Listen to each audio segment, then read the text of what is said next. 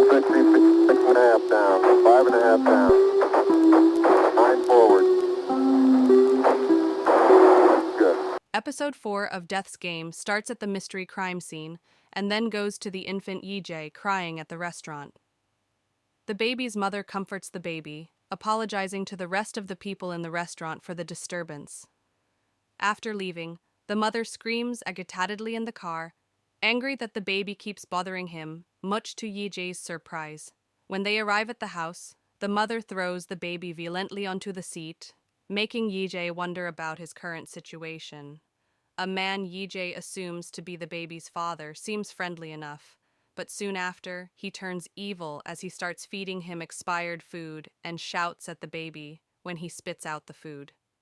Making things worse, the mother begins smoking inside the house, but fortunately, the police show up.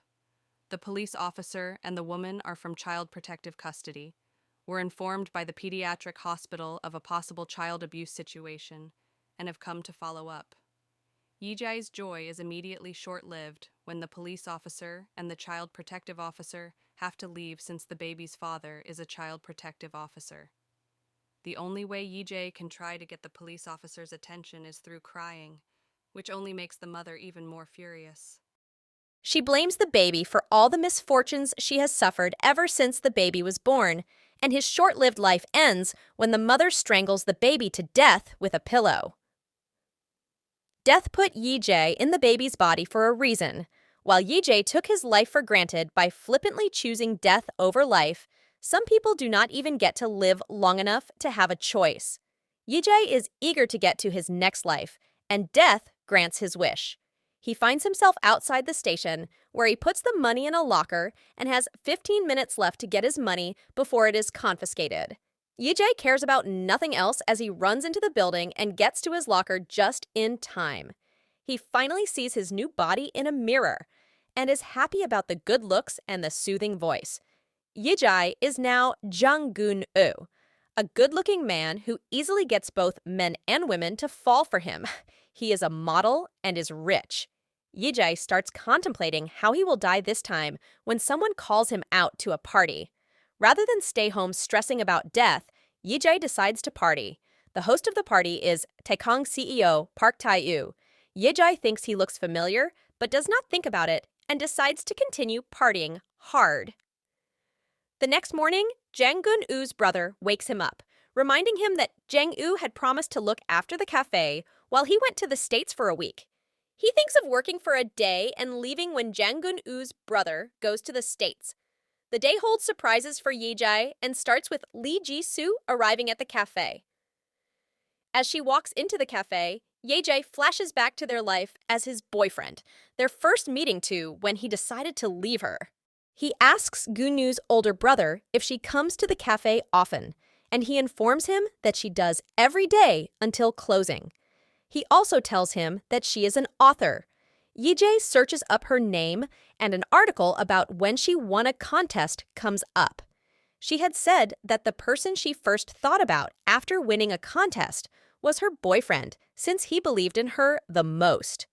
Flashbacks of Yi-jae encouraging Ji-soo as she writes pop into his head. He remembers the envelope she gave him before their breakup and learns it was the prize money. Yi-jae rushes out to the library to get Ji-soo's book, and while reading it, he discovers that some of the situations are similar to their time together. Back at the cafe, a young girl runs to Ji-soo and calls her auntie, accompanied by a man and a woman.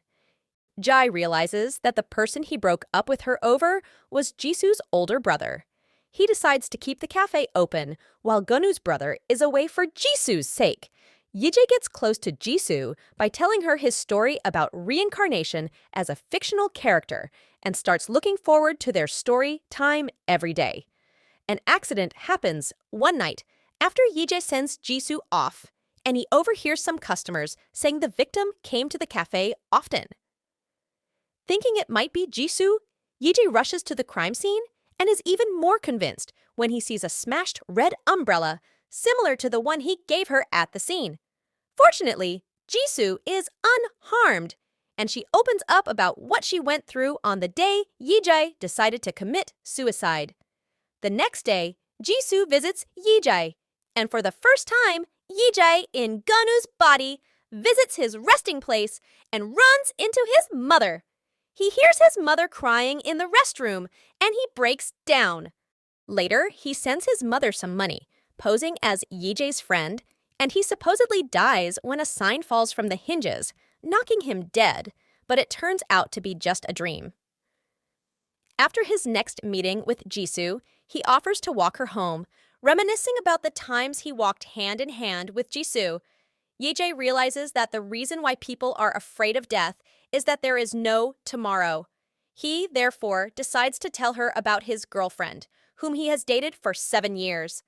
Yejae confesses that he is the man in the stories he has been telling her, and his first life was as Choi Yejae. Just as Jisoo struggles to grasp the impossible situation, a red car intentionally speeds in their direction, crushing them both. Jisoo dies immediately, but Yejae takes time and realizes that one person has been a constant in all his previous deaths. Taekang, CEO Park Tae-woo, who realizes Jang Gonu is not dead, so he kills him. Yejae wakes up as usual at the gates to hell.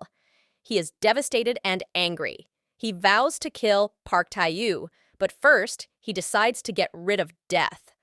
He runs to the table, takes the gun, and shoots.